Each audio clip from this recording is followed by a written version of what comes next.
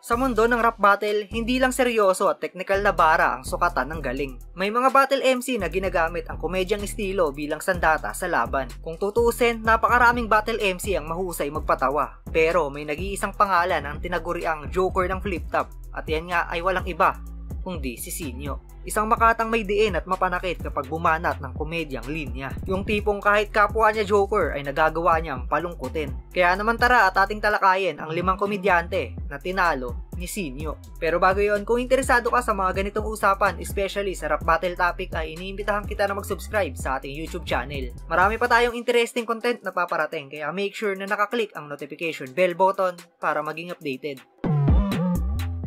Ang una sa ating listahan, ang OG Joker at buhay na alamat na si Zaito. Zaito at Sinyo para sa main event. Base sa estilo nila, alam natin na lap-tripan ang mangyayari at yun nga mismo ang naganap. Dinayo ng veteranong si Zaito si Sinyo sa mismong balwarte nito para sukatin kung gaano ba ito katikas sa entablado. At syempre bilang representante ng kanilang lugar at respeto na rin sa alamat na si Zaito ay binigyan niya ito ng solido at napakasayang battle. Sinigurado rin niya na hindi siya mapapahiya sa kanyang mga kalugar kaya naman malinis niyang kinuha ang panalo.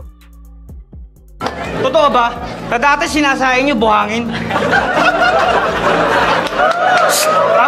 Tapos ulam niyo graba. Kaya pala butot-balat ka na, bato-bato ka pa.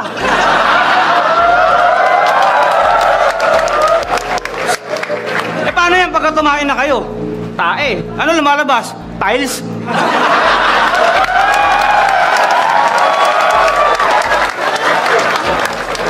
Susunod, suggest ko pagkakain ka ng buhangin tsaka graba, sama mo yung pala. Para pagtae mo, bahay na. Alam mo bang magmula nang tinanggap ko tong laban namin, ako'y nakaramdam ng isang masamang pangitain. Araw-araw, ang pangit ng araw ko kung iisipin. Kasi lahat naman ng naitulong mo sa akin, respeto ang aking ibinalik. Ni minsan di kita ginawan ng masama, pero bakit? Kailangan mo kong pakitaan ng pangit.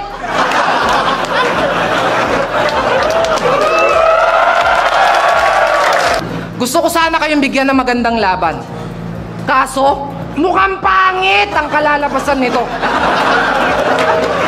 Pero alam mo kung ano maganda nito? Mamamatay ka ng pangit, tas ang pangit pa ng pagkamatay mo. Noong nag-uumpisa pa lang sa liga si Sinyo ay napakaraming mahuhusay na komedyante ang nakaabang para tagpasin ang pausbong niyang karir. At isa nga sa pinakamatunog ang pangalan noon ay si Andy G. At tila ba nakatadhana talaga na sila ay magharap dahil nasa iisang bracket sila ng torneo at sa ikalawang yugto ng isabuhay ay napagitnaan na ng versus ang pangalan nilang dalawa. Solidong jokes ang binitawan ng bawat isa sa kanila at pareho silang naging epektibo. Pero hindi naging sapat ang lakas ni Andy G para pahintuin ang pataas na karera ni Sinyo. At yung pagiging gwapo ko tulwag mong ginagawang topic, hindi mo alam kung gaano ka-toxic. Pagbaba ko ng stage, yung mga chick nagpapanik, sunod-sunod yung nagpapapik, may nagnanakaw pa ng halik.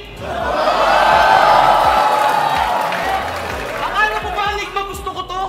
Tol, yung pagiging gwapo, hindi yan basta-basta. Hindi nyo lang alam, yan ang pinakamalaking problema namin ngayon dalawa. Itanong nyo pa kay Abra.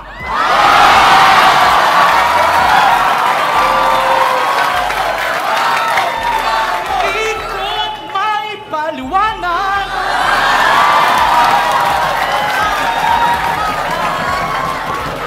Mga babae, ako palagi ang hinahanap. Kaya tumigil, magtigil, itigil, tigilan mo na. Hindi ko ugaling-ugaliin ang ugali ng iba. Kasi si Real Talk, kung sinong sikat, yung estilo nyo, ganun din. Nung sumikat si Balakid, lahat kayo gustong magmalalim. Nung sumikat si Lunila, halos lahat nagra-rap ng may multi. Nung sumikat si Smaglas, lahat ang bibilis at ang aangas. Putang ina mo, pag sumikat si Righteous, gusto ko gumanyan ka. Gumanyan ka. Sunod, Sinyo kontra kay Shernan. Parehong balagbag sa pagpapatawa pero may diin din kapag nagseryoso na sa entablado. Bakbakan din to ng number 1 at number 2 most viewed battle MC. At matatandaan din na tinalo na ni Shernan si Sinyo noong 2x2 finals. Kaya naman ramdam kay Sinyo yung gigil na makabawi. Classic na battle yung naganap, nagampanan nila yung role nila sa entablado. Pero sa huli, tagumpay si Sinyo sa kanyang paghihigante. Pinapatumba ako ng 3GS.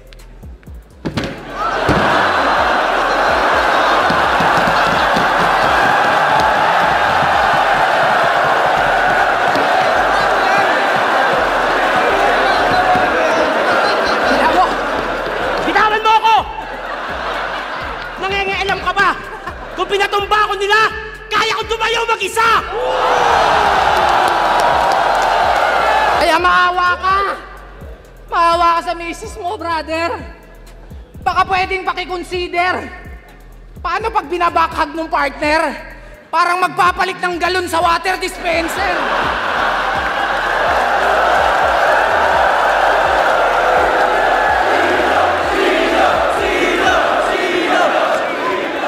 At ang nakakabader, yung My Day, panay jogging pa yan. Imagine nyo na lang, pag nagja-jogging to nung walang damit, parang Titan na pinakawalan. Noong Vuelta Balentong 2 ay itinapat ni Boss Enigma si Sinyo sa kampyon ng 2x2 na si Prus. Puta wow ni Sinyo kontra sa shit ang saya diba ni Prus. Marami ang nag-aakala na tagilid si Sinyo sa laban dahil kampyon na ang nasa harapan niya. Pero pinatunayan niya na kahit sino ang itapat sa kanya ay papalagan niya. At sa huli, nakuha niya ang panalo sa isang digit na laban. Shit! Ang saya, di ba? Puta wow! Tapos feeling celebrity. Gusto palagi sa battle na may mention. Pero matanong lang kita, alam mo yung mention? Gago, pag di mo magalaw asawa mo, panigurado, mini-mention.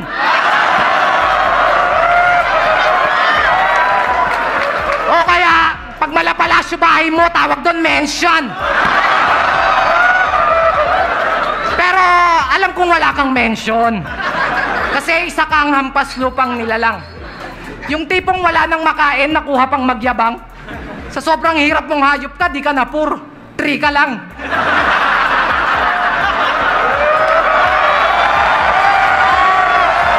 Sabi mo nung laban yun ni Price Tag, duduraan kita ng plema, ihilian kita sa ulo, tatahian kita sa muka. Sabay sigaw ng, that's gangsta! Tangina ka, sa tingin mo ba gawain yun ng real G?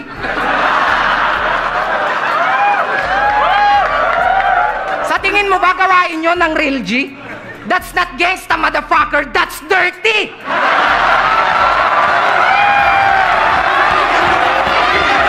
Kapag sinabing Joker sa Mindanao, isa si Nikki sa pambato nila. Napakaraming classic battle na rin ang nagawa nito at talaga namang tumatak at nagpasaya sa mga tao. Kaya naman noong Pakusganay 5 ay dumayo na si Sinyo para testingin kung may tira ba talaga itong si Nikki. Palag-palag naman ang bawat isa sa kanila at nabigay nila yung gustong mapanood ng mga tao. Pero sa pagtatapos ng laban, kasama ni Sinyo bumiyahe pa uwi ang tagumpay. Binansagan tong prinsipe ng ribat. Kasi sa pagbabalik, sadyang mapapahanga ka. Sa sobrang galing niyang magbalik, kaya niyang bumalik sa bahay nila galing pambababae sa event ng di alam ng asawa niya.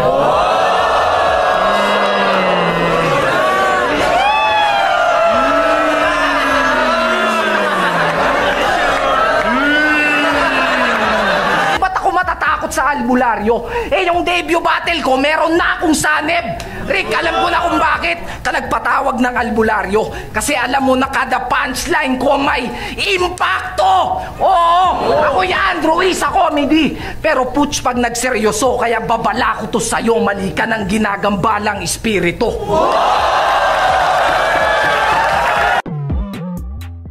At ayan niya ang 5 solidong komedyante na tinalo ni Sinyo. Kaninong laban ni Sinyo ang pinaka-natripan mo at isa ka rin ba sa bumibilib sa Joker ng Flip Top? Gusto ko malaman ang inyong opinion kaya i-comment nyo na yun sa ibaba at babasahin natin lahat yan.